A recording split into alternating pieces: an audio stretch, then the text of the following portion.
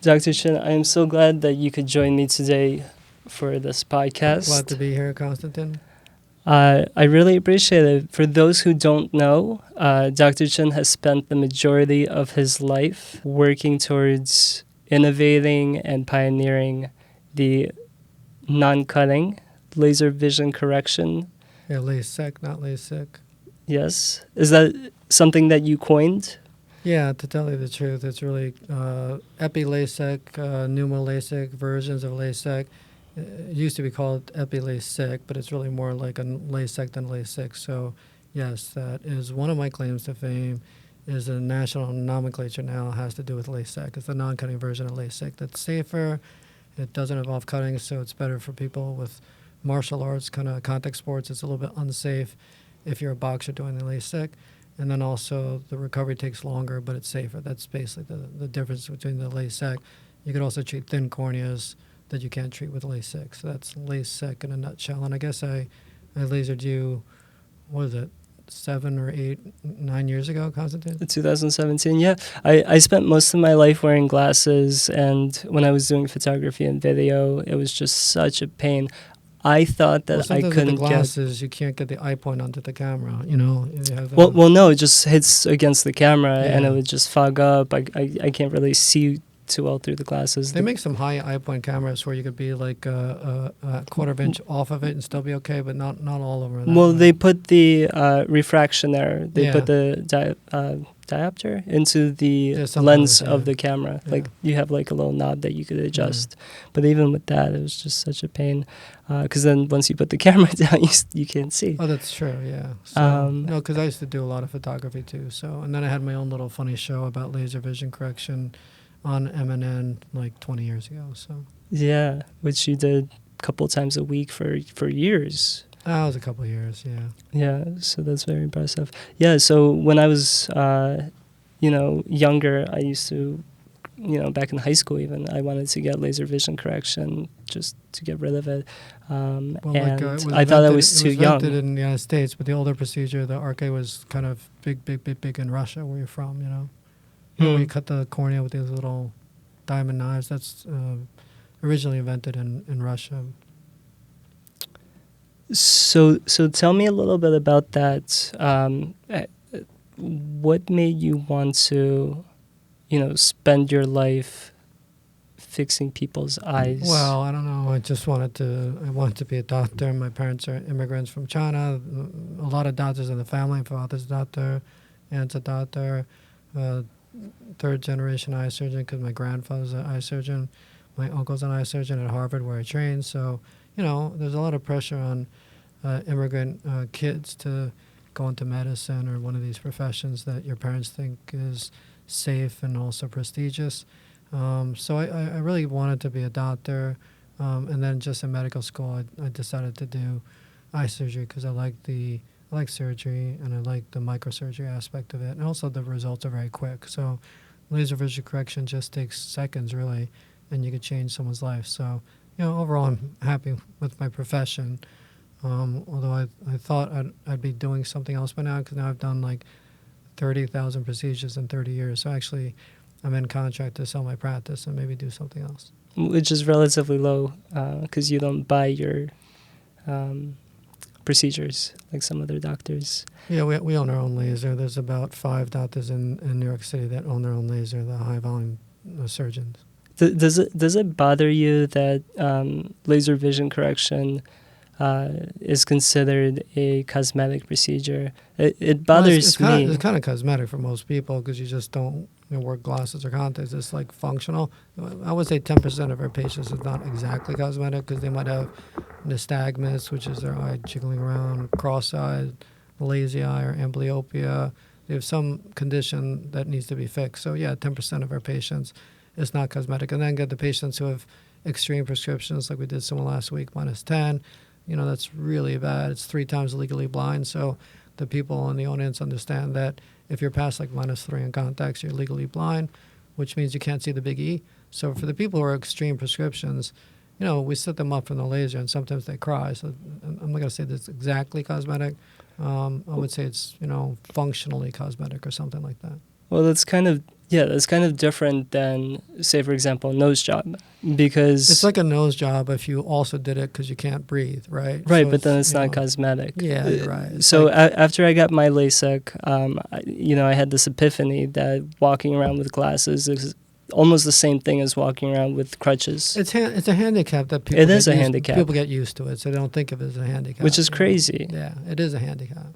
You can't swim in them. You know, you can't play You, contact sports or boxing. if There's a you lot of lose things. your glasses, you're basically blind. Kind of screwed. Even with like a -2 or a -3. Yeah, I lasered someone like 10 years ago and asked her why, and she said she was in a hotel fire. She was like -8 or -9, so she just forgot where she put her glasses. And -8 or -9, you can't scan a hotel room, so she had to leave the hotel room without her glasses. And she said she was crawling on the floor and people were trampling her. So she said, "Oh, this is crazy. It's dangerous for me to be in glasses. Let me get lasered." So you are correct. It is a handicap, but people just don't think of it that way because they get used to it. Yeah, that's. Do you think that's ever going to change? You know, I mean, it's getting more popular. There's still more new entrants to glasses or contacts that are getting lasered. So 30 years ago, people thought the laser industry would get rid of eyeglasses and contacts, and actually, briefly, the stock market prices of some of these eyeglass contact lens companies went down once the laser came about because the analysts thought that people were just going to get lasered, but it hasn't proven to be true. It's like single percentage digits people in the United States getting lasered. It's something like 3% of the population of people in glasses or contacts. Everyone's just scared, I think, basically. Most people know about LASIK, and that's probably why they're scared. They don't want their eye cut. So why don't more people know about LASEK? I mean, it's a quicker recovery for LASIK. A lot of Americans like things quick. The only country in the world where LASIK is the dominant procedure is Korea. So there's a different mindset in Asia. People are a little bit more long-term thinking, and that is why I would say our patient population skews a little bit to the higher demographics, more educated, maybe Asian. It's people kind of with a long-term horizon, and they just prefer safety over quickness on the recovery. So how safe is LASIK? It's so safe that I've done some statistical analyses that it's actually safer than wearing contacts for the rest of your life because you have a small chance of getting infected. Yeah, I used to get pink eye once a month because I used to photograph concerts pre-COVID, and I slept in my contacts. Yeah, I come home at contacts like 6 a.m. Sleeping contacts, people are going blind from that. So every year in the I used to have to peel off the contacts. every year in the It's United really States, bad. there's some dozen people just going blind because they sleep in their contacts and they get a bad infection. So yeah, people don't think of contacts as dangerous, but there are probably more people blinded in the United States by contacts than by laser vision correction. How many germs are on a contact lens? Sleeping contacts is bad. If you take it out and clean it, it's much better. But you really shouldn't be sleeping in contacts.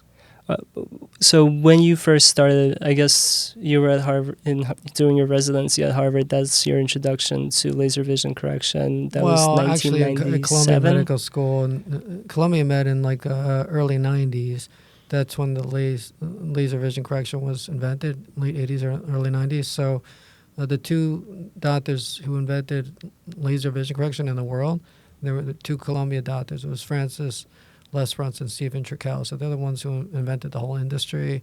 They got a use patent actually for the excimer laser, which is a ultraviolet laser. So it was invented by IBM Labs up in Armonk, New York, to do silicon chip etching. Like making computer chips. Didn't work out well for that, but they got the patent. And then doctors Lesperance and Trickell got a use patent off of that patent for use as laser vision correction. But it's really interesting if you read the original patent, which I read because I have a couple of patents myself, so I'm interested in patents.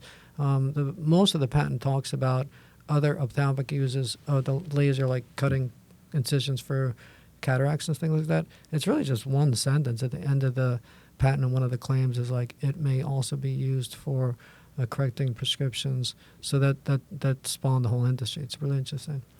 How has my question, I guess, was originally how has ASA or advanced surface ablation changed over the last 30 years since you've started? But I guess more broadly, how has laser vision correction? Because, there's so many different procedures and they all trend. Yeah, I mean, right now there's like maybe 5 basic procedures. There's LASIK, which is, cut a flap, lift up the flap and laser, get rid of the prescription, put the flap back. Very quick recovery. Sometimes it's a little bit dangerous because if you get punched in the eye, the flap could get torn off and you're not going to see well for the rest of your life. So anyone who does any type of martial arts or boxing, you really should not get LASIK, and it's almost malpractice to do that because there are other procedures that are safe for those kind of people. So the people who might get trauma to their eyes, they should do a non-cutting procedure, so that would be PRK or LASEK. PRK is just the first procedure. It's a good procedure. However, it hurts tremendously and the recovery takes forever. So that's why most people aren't doing PRKs. Anyone out there who's been told you should get a PRK, it doesn't really mean you should get a PRK per se. It means that you can't get LASIK because, let's say, you have a thin cornea or you're a boxer. So they really mean you should get a non-cutting procedure. The older one is PRK, which, again, hurts a lot and takes a long time to recover. And the newer one's LASEK, which is basically a modified PRK. LASIK is synonymous with alcohol-assisted PRK. In the last couple of years, I invented something called pneumo-LASEK, which is basically using a suction machine instead of alcohol to get rid of the skin of the eye. And it's a quicker recovery because the alcohol is toxic to the eye. There's a big new procedure trending now, SMILE. I would say it's got maybe 10% market share. It's very quick recovery, and I would say it's similar to LASIK. It's supposed to cause less dry eyes than LASIK because of the two cuts that you make in SMILE. You make two cuts and then take a piece of cornea out is how it works. But two cuts are at different levels of the cornea where the corneal nerves are not, so it's supposed to be less dry eye problems than LASIK. But anyone who has really dry eyes, they really should just get LASIK or PRK if the doctor doesn't know how to do LASIK, because there's no cutting at all, so you're not cutting the corneal nerves and causing dryness. And then the last procedure is ICL, it's like intraocular contact lens, and that's basically a little piece of plastic that you stick in the eye. It goes on top of the iris, in between the iris and the lens. Okay, and so it's like behind the iris in front of the lens, and then it's a potential space. So that's a space that's not normally occupied by anything. So the problem with that is it's a very small space, and sometimes you hit the lens and cause a cataract, and then you need cataract surgery, or sometimes you hit the iris and cause bleeding, or pigment coming off of the iris can cause glaucoma. So it's a good procedure for very, very high prescriptions. I would do it for maybe minus 15 or higher. I think if you're between minus 10 and minus 15, it's better if you just do a LASIK because it's a safer procedure. Yeah, I mean, there's probably half a dozen, if not more. All of the procedures, in all of the procedures, the laser portion is the same, right? Except for the SMILE procedure, where all the other procedures, the excimer laser is basically vaporizing cornea to change the shape of the cornea and make it like the shape of your glasses or contacts, so then you have built-in contacts, you don't need it. SMILE is different. You're just cutting a piece of cornea, taking it out, throwing it out, and then the cornea collapses on itself, and that changes the shape of the cornea. So they're all using the excimer laser to vaporize the cornea, except the SMILE procedure it's a different laser. It's a femtosecond laser, so it's a different procedure. What do you say to someone who hasn't decided yet which procedure to get? And they see commercials, You can't really do the research on your own. I think it's just stupid. You should just go to a very good surgeon and trust him, and he'll make the decision. I just think it's kind of bizarre that the patients are trying to choose their procedure. We have this strange patients do some Googling. They try to choose their laser. It's just really weird. I mean, if you had, let's say you had a heart problem and you needed a heart valve because you had like mitral valve stenosis or mitral valve prolapse or whatever, some kind of problem with your heart valve. I highly doubt, even if you were smart, you would sit there Googling and then show up to the cardiac surgeon's office and be like, I want a Dacron valve, and this is the model I want, and this is the sutures you're supposed to put in. It's just so stupid because it's just not your area of expertise. So you shouldn't get down to like, this is my procedure, this is my laser. It's just crazy. You just have to choose like a really good surgeon and then trust them. But then again, if you have a thin cornea, you can't do LASIK, and if you can't do LASIK for a thin cornea, you have to do either PRK or LASIK. And if you want to be in agony for a week and not see well for a month, yeah, you could do PRK. But otherwise, you should do LASIK, which is basically an advanced PRK.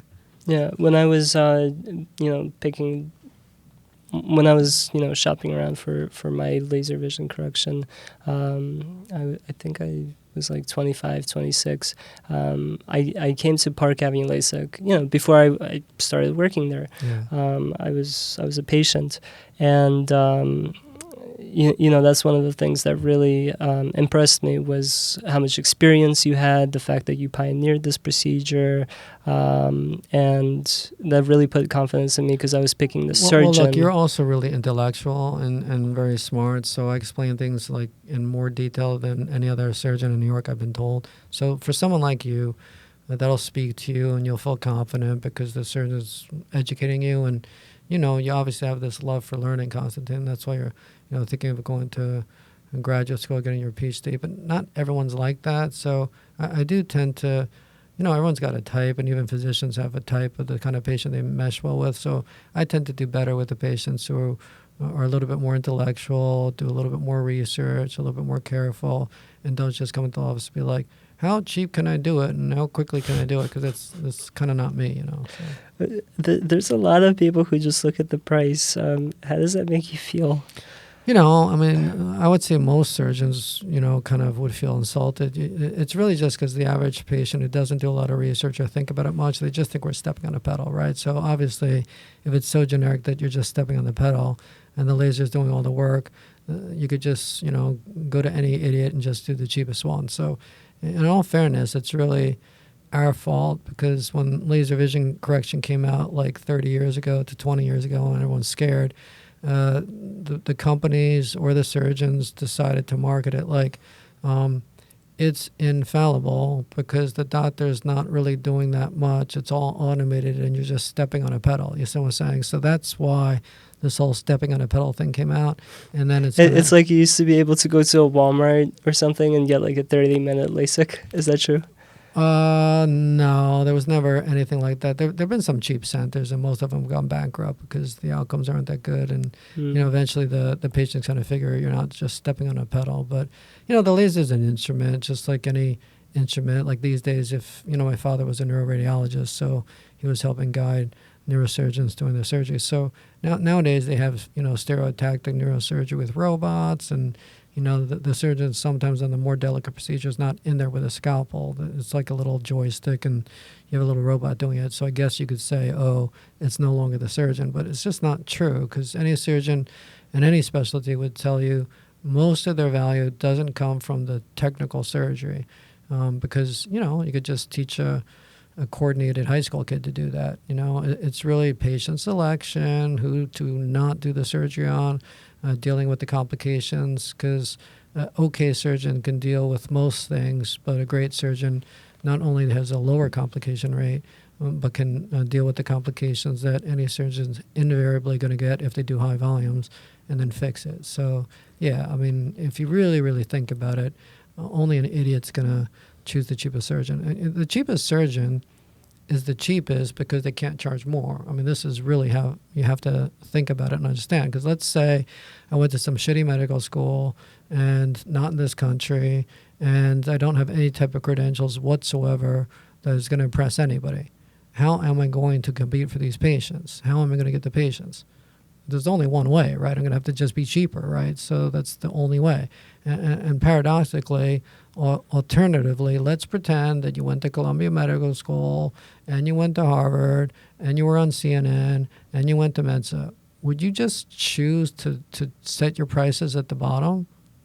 Not really. That'd be a little stupid, right? Because you have money on the table. The public would be able to pay a price premium. They'd be willing to pay a premium for you going to Harvard and you being on CNN and you being in a Mensa, all kind of stuff. So if you're not a total idiot, you would charge more, right? So that does mean, once you think about it, the cheapest surgeons are basically the worst, and that's why they're the cheapest, and the most expensive surgeons are the best, and that's why they're most expensive, because they can command that premium. It's the same thing with anything, right? The cheapest lawyers are going to be the worst lawyers, the most expensive lawyers are going to be the best lawyers.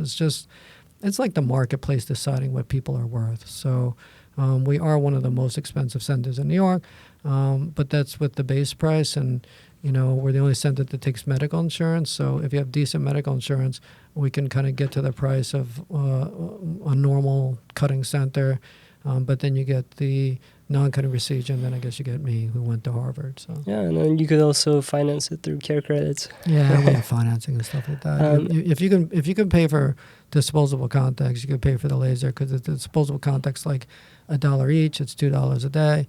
It's like $800 a year. I saved so much money over the by long not term, having yeah. to buy glasses. Yeah. They have a monopoly on glasses.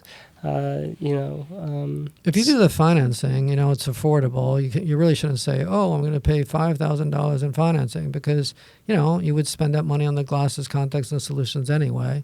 And then after a while, you start saving money. Like most people are saving about $1,000 a year every year after they get lasered. So let's say they get lasered at 20. From 20 to 30, they would have spent $10,000 on glasses or contacts. So it really adds up. Yeah, and one of my favorite things about Park Avenue LASEK is the fact that you create a customized treatment. Kind of going back to what we were talking about earlier, you really look at every single patient. You've done so many procedures, 35,000 eyes. You can analyze a person's age, their prescription, their hobbies. Well, look, I'm the only surgeon in New York who's taking factors into account, like their progression, which I think it's strange, by the way. But anyway, and if you're like, let's say 20 years old and you go to any other center other than ours, they're just shooting what your prescription is. They're just measuring your glasses, measuring your contacts, doing a prescription, and just putting that into the laser. It's fine. I mean, they could get you to 20/20, but it's kind of dumb because between age 20 and when you stabilize at like 29, if you came in minus 5.00 on your prescription, you're not going to end up minus 5.00 if you didn't do the laser. You might end up minus 6.00 because, as you know, in your early 20s, your prescription gets worse a little bit. It's because your eyes are actually growing in this direction. They call it axial elongation, and that causes your prescription to get worse. So I'm the only doctor in New York that's actually overshooting the younger patients to allow for the myopic progression, and therefore, they won't need it done again, or their vision will stay good at 20/20. It's not going to drop to 20/40. So yeah, I have no idea why these other doctors aren't doing that. I'm on these message boards, and they're like, we're not exactly sure how much it's going to get worse, so we're going to put in the exact same prescription they are now. I said, that's so dumb. Aren't you clear they're going to get somewhat worse? They're like, yes. So I was like, look, if you're not confident or ballsy enough to put in another one diopter and shoot a minus 6 or minus 5 age 20, just put in a minus 5.50 or something, but do something, because it's bad for the industry, because people think that their prescription came back and people think that the laser wore off. It's not true at all. It's just because the doctor put in a too low number and the patient was in their, let's say, early 20s instead of overshooting them. It's a real problem for the industry. So anyway, if you're a young myope, I guess you should come to us in terms of another center, not overshooting, because you're not going to see well for the rest of your life. You'll see well for like 5 years at one of these other centers. And going off of that, so many people tell me that their LASIK faded, right? Yeah. And then they have to come back for an enhancement. Yeah. And the really interesting part to me is that if you get a cutting procedure, your enhancement is... It's harder to enhance. It's very risky to cut your eye twice. You could cut another flap. You could lift up the flap. Nowadays, so why cut your eye at all? I mean, just... It's safer not to. Look, nowadays I'm enhancing the LASIKs with just doing a surface procedure on the flap itself. So it's safer. You don't have to dig up the flap. It's also safer. You're not going deeper to the cornea. So, but we should probably segue to some of these other topics, or you're never going to get to them, Constantine. No, I know. I am segueing. I'm curious how. Well, I'm curious how in the last 30 years since you've started, or 35 since you've started, how advanced surface ablation has progressed, because they used to put the skin on the eye, now they don't, and that was partially your... Yeah. So and then we could move on to the amblyopia and nystagmus, on an epi-LASIK, the laser. Yeah, on an epi-LASIK, used to put the skin of the eye back, and then it wasn't working out that great. I mean, it doesn't hurt, okay, but the healing wasn't that quick. So then, this is like 20 years ago, something like that. Most of the surgeons doing epi-LASIK figured out by accident. They say necessity is the mother of invention. So they just lost the skin. Yeah, they just lost the skin. Essentially, you do a procedure, and on one side the skin would be a nice flap. You put it back. The other side, not so nice. So you just throw it away. You could throw it away because it's the skin of the eye. It's going to grow back. It's not the actual cornea. And then you see the patient back like for the 1 week post-op or whatever. And then you'd expect that the eye where you threw away the skin is going to be more painful and recover slower. But then it's not true. Okay, this happened to me a few times. And I was like, whoa, so strange. So it's really because when you discard the skin, your eye knows it's got no skin, and it generates skin really quickly, and it's all nice new skin. If you put the skin back, it's not normal skin, and then it's just not that great visually. And then it takes a while for the body to replace it. So that's why all the surgeons doing epi-LASIK these days are throwing away the skin of the eye. But it's still better than a PRK, actually. Yeah. And so that's another, thing that I found impressive was how much publications you've done, how many publications you've done, all the different treatment options that you offer for different conditions. We're publishing more. We are and have published more research than any other laser vision center in New York. Actually, more than every other laser vision correction center in New York. They're not really academic institutions. They're just like really, want to make money, basically. So they're not interested in presenting research or doing research. We're the only one of all the laser centers in the Northeast United States that has a refractive fellowship, which means that, I've been chosen and certified to train the next generation of laser vision correction surgeons.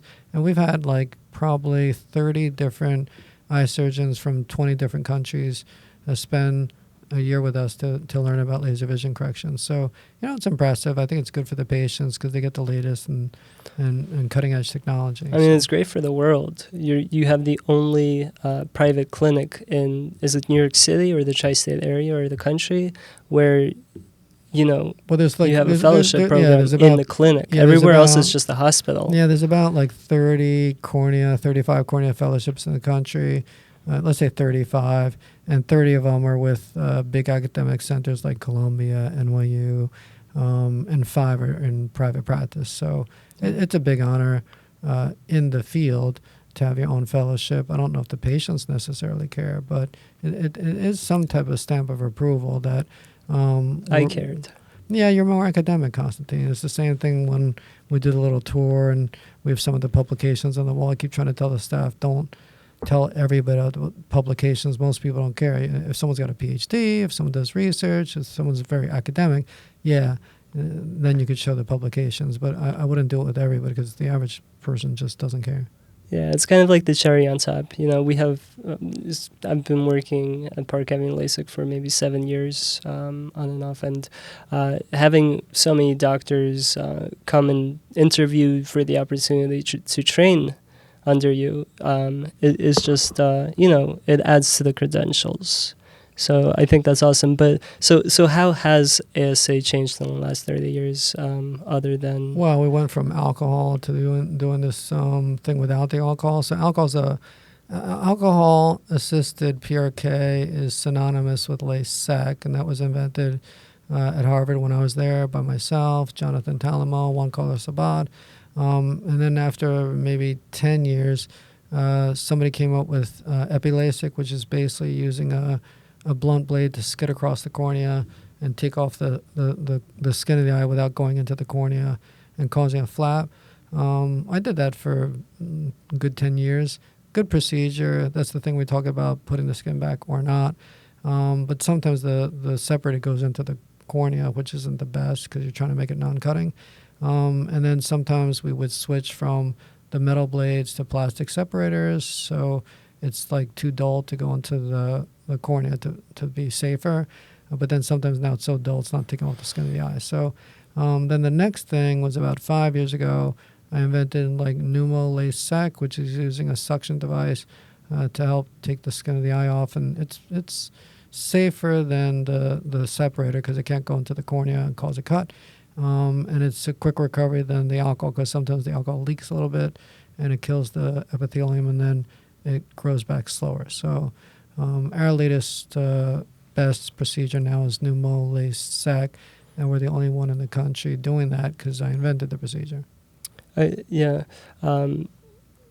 has the laser changed much at all over the last 30 years? So I just want to quickly... Laser gets upgraded all the time with new software and hardware. It's the same excimer laser. It's 293 nanometers is the wavelength. So that's a wavelength that's chosen to ablate or vaporize cornea. But, there's software and software hardware upgrades all the time, but it's really mature technology. So you got to understand it's mature technology because it's been around 30 years. So I certainly wouldn't be like, I'm waiting for it to get more advanced or more mature or more track record, because, that's just dumb. It's 30 years is a long time. Was there a certain point where the technology of the laser has gotten to be so good that... Because now the laser tracks the eye 60 was it hertz? Yeah. Hertz per second. It fires on it has iris registration, so it only fires where it needs to go, and it stops if the eye moves. So was there a certain point where the technology has gotten good enough to be able to treat conditions like nystagmus or amblyopia? Well, we're the only center in the country treating nystagmus and lazy eye amblyopia. Nystagmus is eye jiggling back and forth. So, we have people flying in from California, other countries. Europe? Yeah, other countries sometimes. I guess it's really just because I'm doing a surface ablation, and you can imagine cutting a flap in someone where their eyes are moving all over the place. It's zigzag.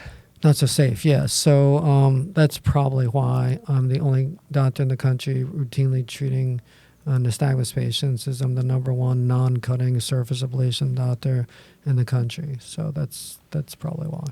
What's the most rewarding condition to treat? I guess they're all kind of rewarding. The nystagmus, amblyopes, those are rewarding because you've seen a bunch of these guys and they're like...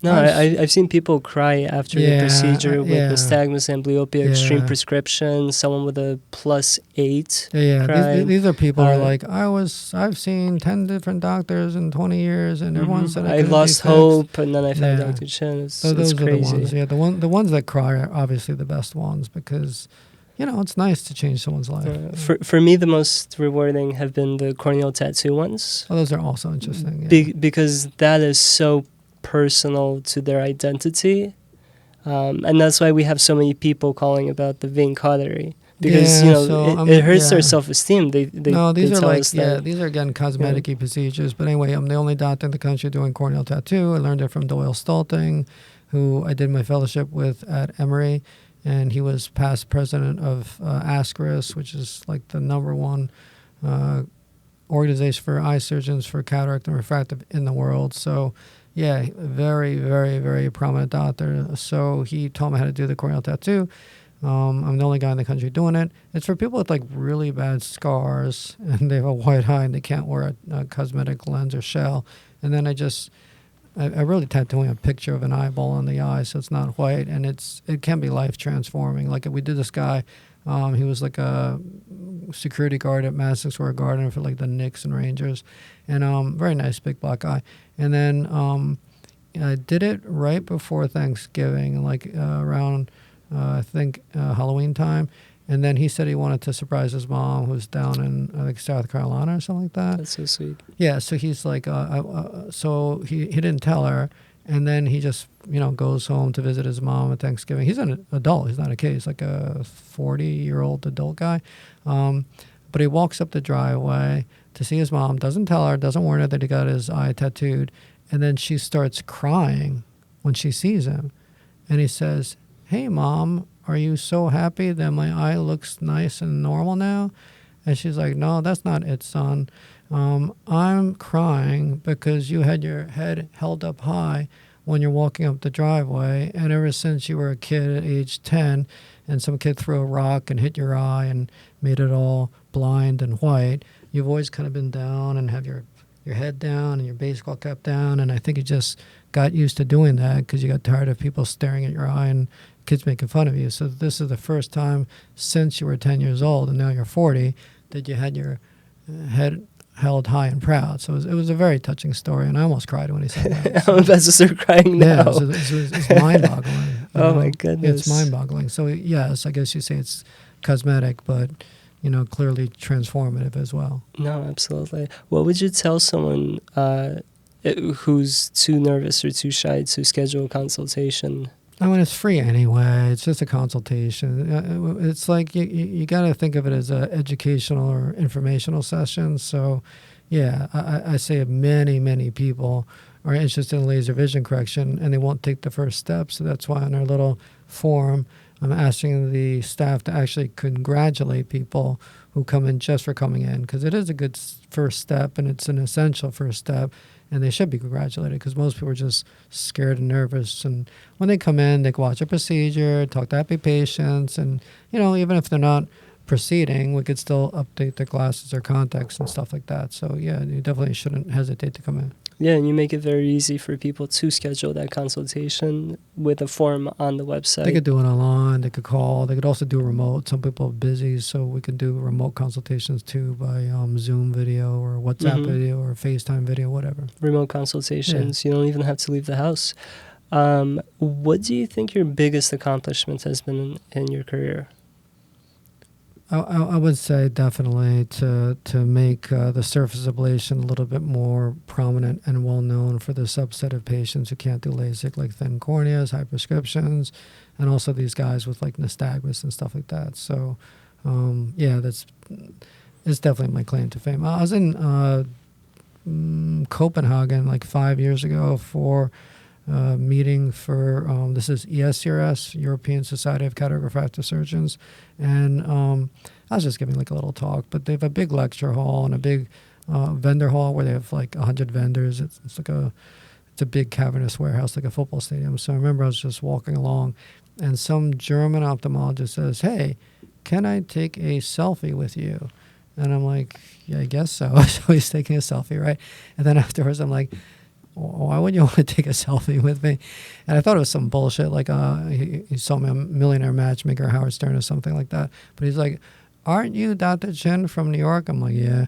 He's like, "Aren't you the one who's like the father of surface ablation and has done more LASEK than anyone else in the world?" I'm like, "Yeah, that's probably true." So apparently in the small geeky community of eye surgeons, I'm somewhat famous. So, yeah. That is so cool. It's not like on my blog, Taylor Swift used to live on my blog. That's real fame. This is not exactly that kind of fame. So, yeah, this is a more rewarding kind of fame, I think. Because really, and I understand why people are so scared to get a laser vision correction, because the eyes are the most important organ. Yeah. Evolution. I think vision might be our first sense, other than pain stimulus, right? They do surveys internationally of like what's your biggest fear medically, and number one across cultures is cancer, and then number two across cultures is blindness. So it's the number two fear of everybody. So why did we not evolve to have 4 eyes or 8? It's really because we're kind of symmetrical across the midline, so most of our important organs are paired. So we have 2 eyes, we have 2 kidneys, we have 2 lungs, and then also the heart's kind of almost like 2. It's 1, but you got two chambers, 2 ventricles, 2 atriums. So it's like that. Gotcha. So being the eyes are the most vital organ, the most important organ that people feel.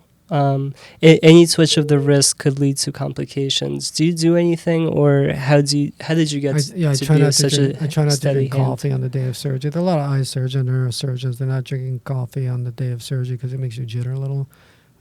Try to get sleep. I have a funny story. I've done like 35,000 procedures in 35 years.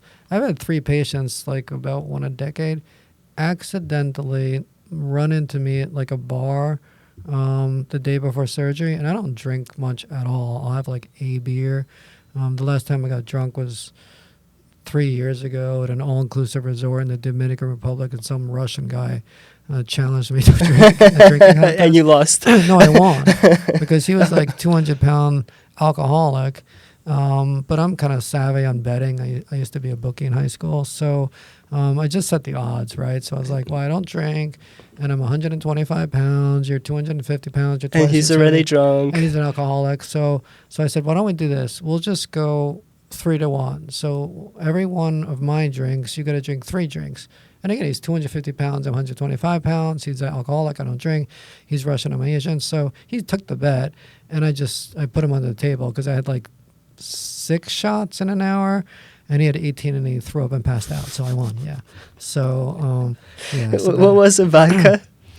it was just, it was some cheap vodka at an all-inclusive resort. Oh, so. man, But the funny thing is, after he threw up, he got up and started drinking again because he was a true alcoholic. So. That's hilarious. I see. Let's see. So we have about 10 minutes left. I want to get a little bit weird here. And I want to kind of explore. So the whole universe is made up of electromagnetic waves, right? So the eyes, human eyes specifically, they only pick up on a very small fraction of visible light, right? Well, I guess that fraction is called visible light. Yeah. Other animals can see infrared, other waves. Insects, yeah. Mm-hmm. Birds. Birds can see magnetic fields. They've got quantum senses. Some birds. I guess something really interesting I saw, people can implant magnets into their fingertips. We had a patient who did that. Yeah, he so he could like pick up things. We would have other patients you could feel the electromagnetic field on cables, on wires. We have other patients who put in chips so they could like scan the credit card using their hand or something like that. Yeah. Yeah. If you go to Whole Foods, they've got a palm reading. I don't know how that works. To identify you? Well, you could like pay for your produce by with your palm. Really? So you link your palm to your credit card or something? Hey, that's pretty good. I'll have to go there and look. I didn't see that. Yeah, I'm not so sure how it works. I should look into that. You had a diamond in your arm, not for functional purposes. Well, yeah. I guess for functional purposes. But that's because I got put in prison in Ukraine, right? So I used to go there a lot. I've done a lot of humanitarian work. Went there twice during the war, actually, to give aid. And then this is like 10, 15 years ago. I was in Ukraine, and they threw me in jail because they just want money from foreigners. So then I thought, and I want to get to 100 countries, and I've been to like 77. So once you're into that number of countries, you're going to these second, third world countries that aren't that safe. So I was thinking, as I was in the jail in Ukraine, I was like, it'd be nice if I had a hidden store of value on me at all times. And then I didn't really think of what it was going to be. I just had that necessity because I wanted like a get out of jail thing. And then I think a month later, I had a patient come in who was a diamond merchant in a diamond center, won a laser. Everyone's always trying to do a bargain or a barter. So he's like, I have a yellow diamond that's worth $10,000, but it only cost me $5,000. Would you trade it for getting lasered, which at that point was $5,000? And I'm like, I don't really have a need for a diamond. She was like, you could give it to your mom. I was like, my mom was really simple. You could give it to your wife. I was like, I don't have a wife. So, but then I thought, hey, wait a minute. So I actually implanted in my arm, and then it was there for like 20 years, 15 years. And then I just got engaged like a couple of years ago, and then I cut it out to make it into a diamond engagement ring for my Russian wife. So. Oh, that's very thoughtful. You gave a piece of yourself to her. Well, she was more interested in, because she's Russian, she was more interested in getting the diamond. So. Yeah. I mean, who could blame her? How many? Well, I don't know how many carats it was. Maybe like 5 carats or 3 carats. But the yellow diamonds are more expensive than white diamonds. Yeah. Yeah, and congratulations on your baby. Yeah, we have a 2-month-old. It's a lot of challenges with the sleep, but it's very rewarding. Yeah, how does that feel? Being married, having a wife, having a child that's been on your not itinerary. Yeah, it's like to-do list. Like you've wanted that for decades. Yeah, and I was like kind of famous. Does it feel like a dream come true? I was kind of famous for the dating thing, right? Millionaire Matchmaker and Howard Stern. I was on CNN live about my dating thing. So it's nice, you know. It's nice being married and finding someone to be with for the rest of your life. You know, you got married recently to Anna. It's you know a very big commitment step. And Hopefully, we just did our interview on Monday and got approved for a green card oh, that's great. with no Yeah. lawyer. Oh, wow, We did that's it pretty good. Oh, ourselves. that's pretty good. Yeah, we did Yeah. it with the Laura. She got a green card. So yeah, Yeah. I mean, it's nice. It's nice to have a commitment and stability for the future, and hopefully have a stable environment for the child. So yeah, all in all, it's nice. Yeah. I was the translator at your interview. Oh, right. Yeah, And yeah. it was... Well, that was a weird interview. Well, that was a very weird yeah, interview. because the interviewer was kind of like making jokes the whole time. So Yeah. Ours was completely different. Ours was very Like serious. We normal, had yeah. to take an oath. Yeah, yeah. They asked me what her name and birthday is. They asked her what address. They asked her us 4 times, if we live together. Did they ask you about like who sleeps on what side of the bed and that kind of stuff? No, but we were preparing for that. You're supposed to prepare for that, you know. Anna was asking me 3 times right before the interview. I'm like, I don't know, just say the truth. No, just, I know just that. say how it Yeah. is. We're not lying. We don't need a lawyer. We're not making things I know. up. Yeah. It's like, Yeah. it is. If you actually live together, you shouldn't really need to prep, right? No. So It's weird. I mean, people get nervous. They want to pass. I get it. But you see the movie Green Card. It's a pretty good movie, actually. yeah. Let's see. I kind of want to jump back to the electromagnetic fields. Seeing how you're an eye surgeon, you're an ophthalmologist, what's your view about simulation theory? Well, what do you mean by that? It's that, we're living in a simulation, everything.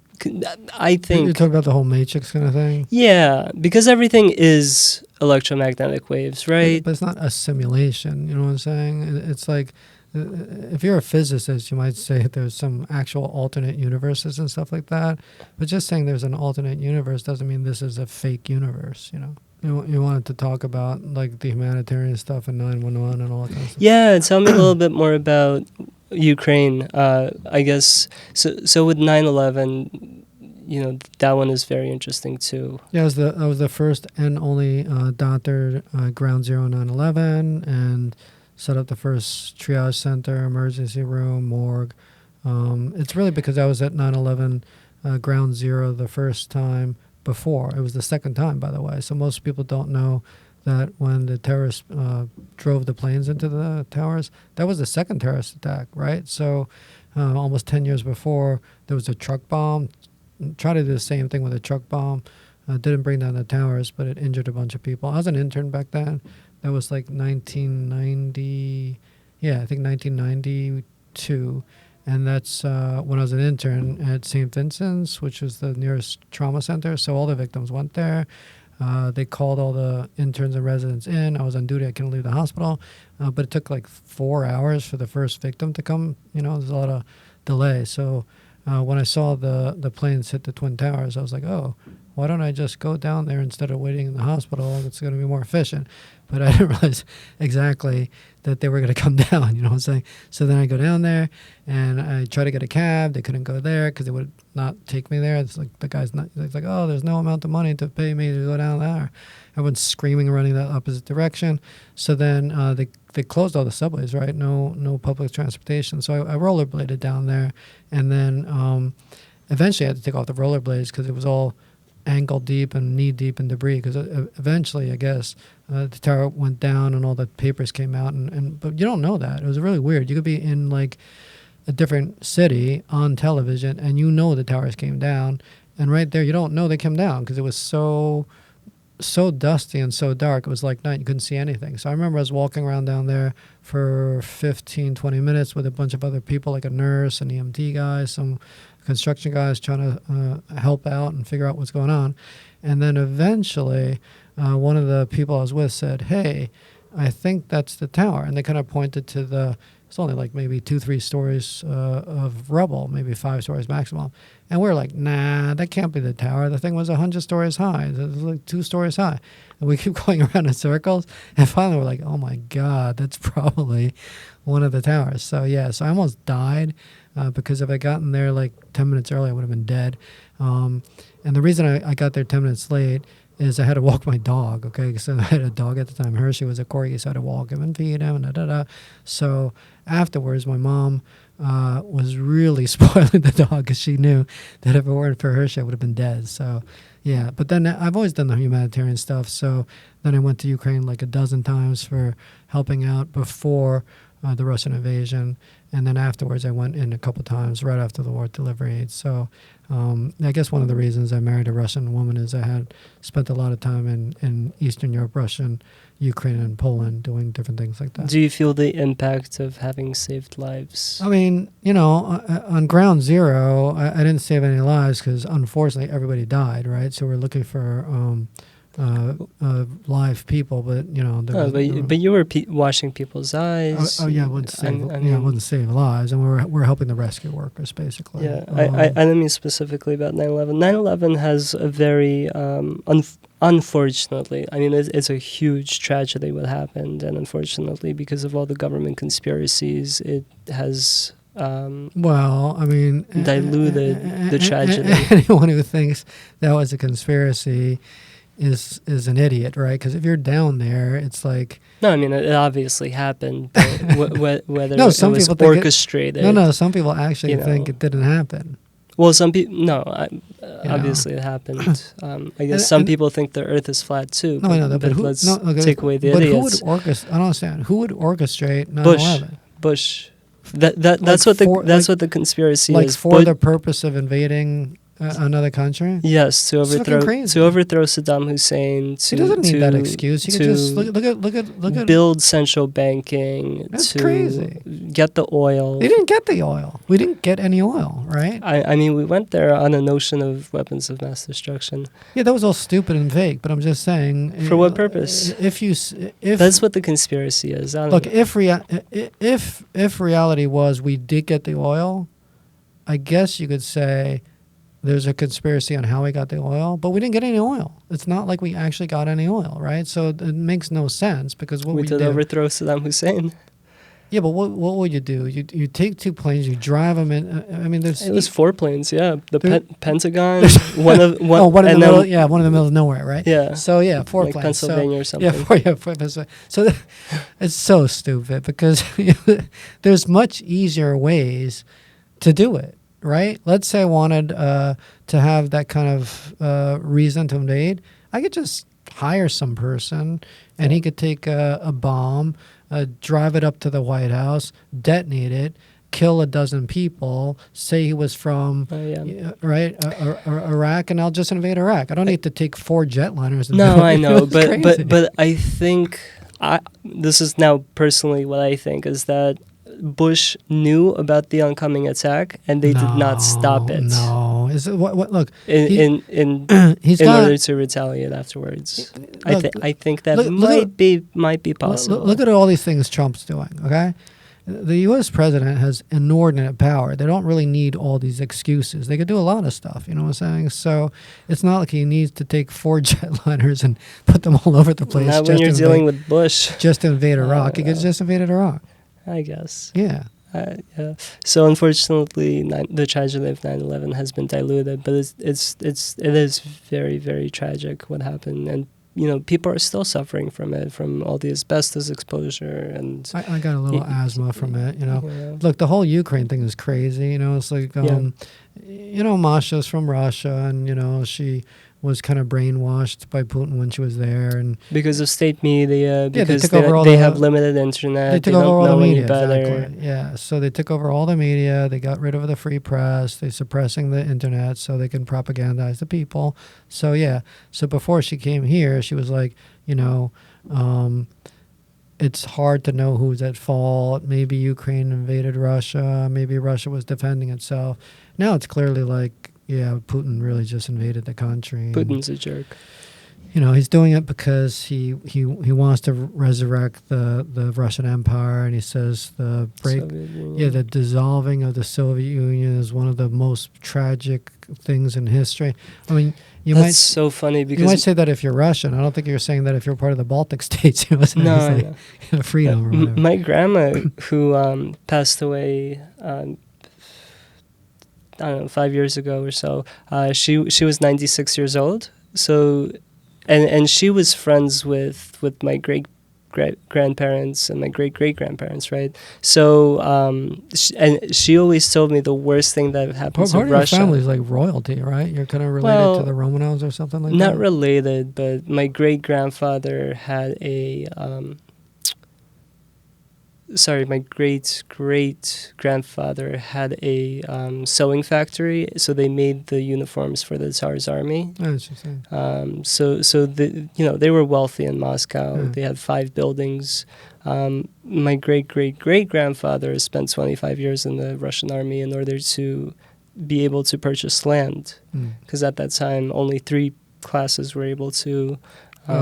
Nobles, military, and what? Educated, I think.